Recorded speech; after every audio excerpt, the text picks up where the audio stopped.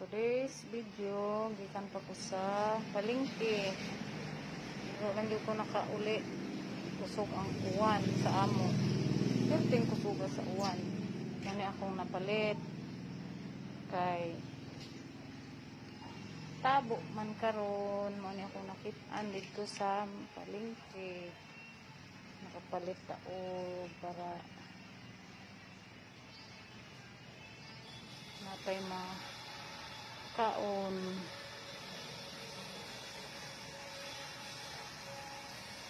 Nakagibulad nga nukos. Namit kayo na.